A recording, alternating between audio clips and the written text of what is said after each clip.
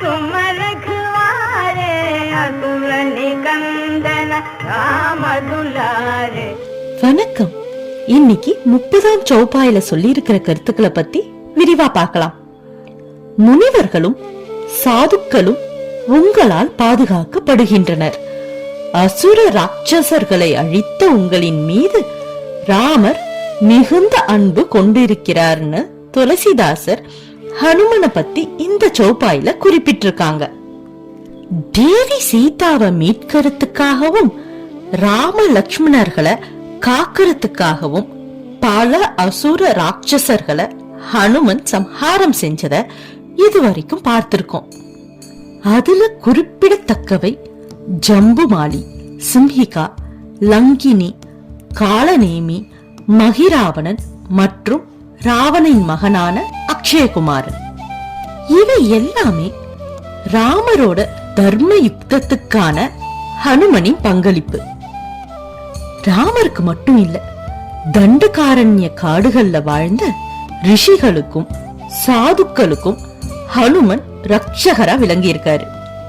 ஏன் நமக்கு நல்லா தெரிஞ்ச அகஸ்திய முனிவருக்கு கூட அவரோட லட்சிய பாதைக்கு ஹனுமன் துணை நின்று இருக்கிறதா உபகதைகள் மூலமா தெரிஞ்சுக்க முடியுது.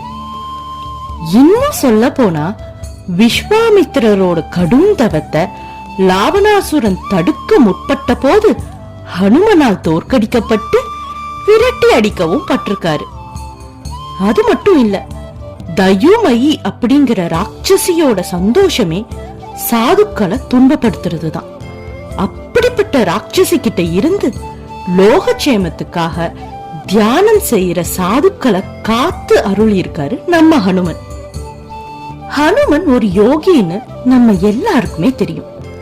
அவரு ஒரு தடவை தன்னுடைய தியானத்தை முடிச்சிட்டு காடு வழியா செல்லும் போது சமதி அப்படிங்கிற முனிவரோட குடில்ல சில சங்கடங்களை உணர்றாரு.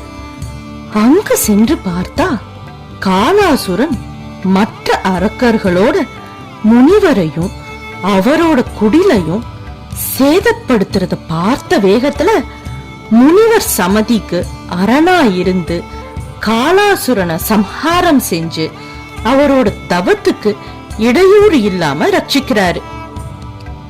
இந்த மாதிரி பல குறிப்புகளை சொல்லிக்கிட்டே போகலாம்.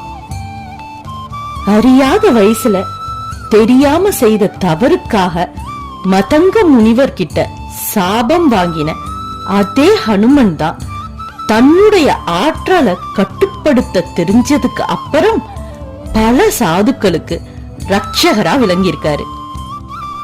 தன்னை ஒரு குறும்புக்காரர்னு லேபிள் பண்ணிட்டாங்கன்னு தவறையே தன்னுடைய வாழ்க்கையாக்கிக்கல.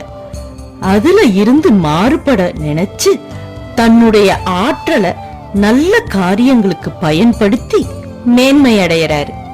ஹனுமன் நமக்கு வாழ்ந்து காமிச்ச மாதிரியே நாமும் நம்முடைய அறியாமையால் ஏற்பட்ட தவறுகளை திருத்திக்க சான்ஸ் கிடைக்கும் போது ஒரு நொடி கூட தயங்காம நம்மோட சிறந்த ஆற்றலை நல்ல காரியங்களுக்கு பயன்படுத்த முற்படுவோம். சரி, இந்த ஸ்லோகத்தோட ஆர்டர் வைஸ் மீனிங்க ஒரு தடவை பார்த்துடலாம். சாது சந்த, சாதுக்களையும் மற்றும் முனிவர்களையும் கேதுமரக்கவாரே, அனைவரையும் நீங்கள் பாதுகாப்பவராய் இருக்கிறீங்க. அசுர நிகந்தன, அசுரர்களை அழிப்பவரும்.